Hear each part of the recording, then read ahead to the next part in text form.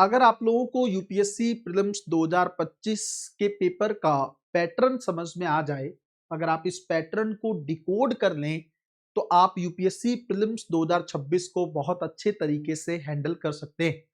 UPSC prelims 2025 का जो paper है, उसके पैटर्न को मैंने आप लोगों के लिए डिकोड किया है। ये सिर्फ वैसा नहीं है कि आपको पता लग जाए कि पॉलिटी में कितने सवाल आए, हिस्ट्री में कितने सवाल आए। ये वैसा नहीं है। ये वैसा है कि यूपीएससी ने 2025 में क्या खेल किया, पैटर्न को किस तरीके से यूपीएससी ने जो प्रीलिम्स एग्जामिनेशन में बदल कर रख दिया है, कैसे सवाल पहले पूछे जा रहे थे, 2025 में कौन से सवाल पूछे गए हैं, क्या खेल ऐसा हुआ है जिसके चलते 2025 का पूरा पेपर बदल गया है ना। वो सारी चीजें मैं आप लोगों के सामने रखने वाला हूं।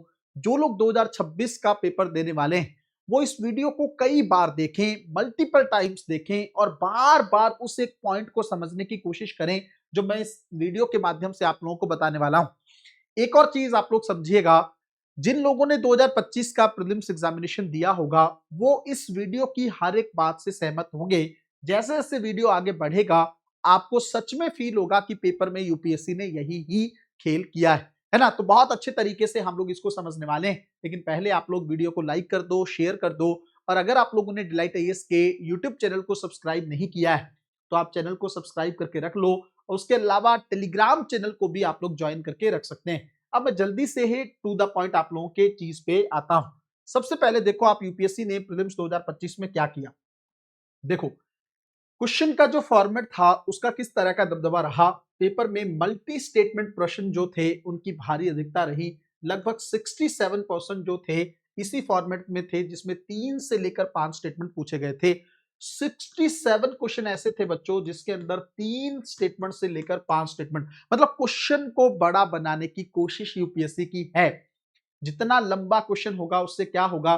देखो, एक चीज ना यूपीएससी को समझ में आ रही थी कि लोग कह रहे थे कि जीएस का पेपर हम एक डेढ़ घंटे में करके बैठ जाते हैं, है ना। यूपीएससी भी चीजों को इवेल्युएट करता रहता है, देखता रहता है एनालिसिस के बेस पे कि क्या चल रहा है। तो सीसेट में तो टाइम का वैल्यू जो है बहुत समझ में आ रहा था स्टूडेंट्स को, बट जीएस में टाइम जो है वो ज्यादा उनको लग रहा था। तो यूपीएससी ने पेपर इतना बड़ा कर दिया है कि अब 2 घंटे में भी पेपर होना बड़ा मुश्किल लगता है। तो स्टेटमेंट बड़े हो गए।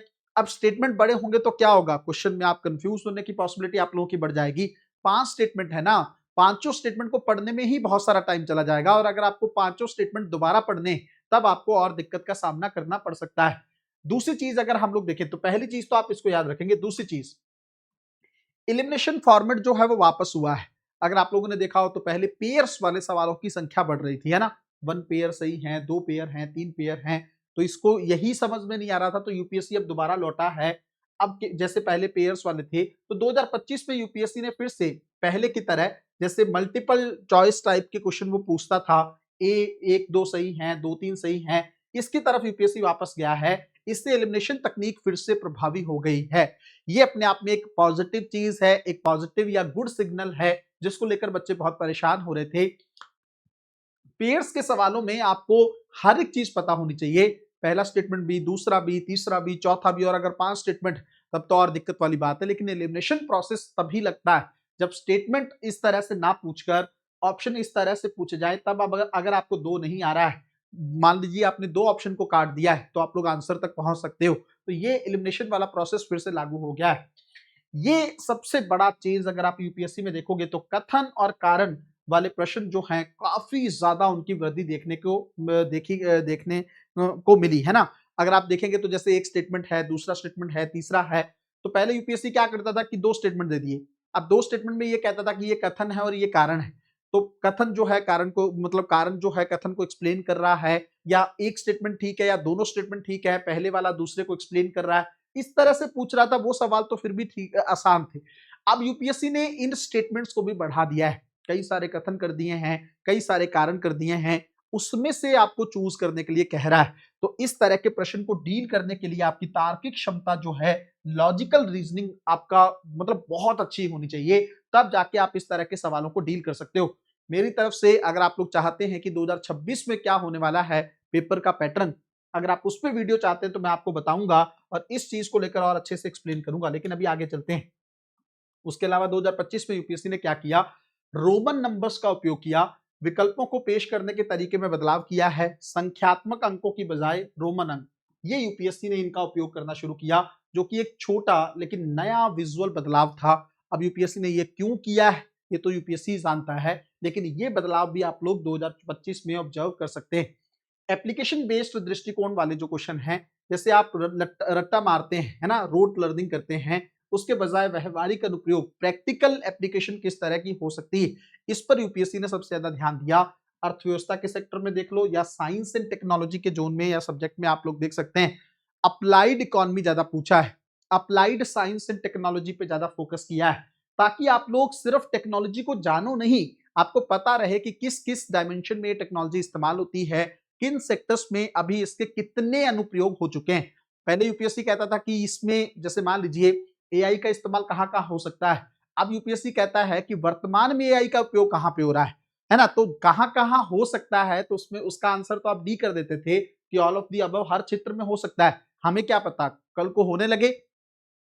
भाई जहां यूपीएससी ने सवाल पूछा है 24 मई को और उसके 15 दिन तक मान लो यूपीएससी जब तक आंसर की जारी करे तब तक जो है इस्तेमाल होने लगे, इसलिए आप लोग डी की तरफ जाते थे कि हर सेगमेंट में इस्तेमाल हो सकता है। लेकिन अब यूपीएससी ये कहने लगा कि प्रेजेंट में, वर्तमान के स्तर पर कहां पर इस्तेमाल हो रहा है, इसलिए फिर आपको और स्पेसिफिक जानने की जरूरत हो जाती है कि एआई का इस्तेमाल किन किन सेक्टर में कहां कहां पे हो रहा है ना। उसी तरीके से अप्लाइड इकोनॉमिक्स यूपीएससी ने पूछना शुरू किया है, तो ये भी अपने आप में एक बहुत बढ़िया चीज है जो आप लोग याद रख सकते हैं।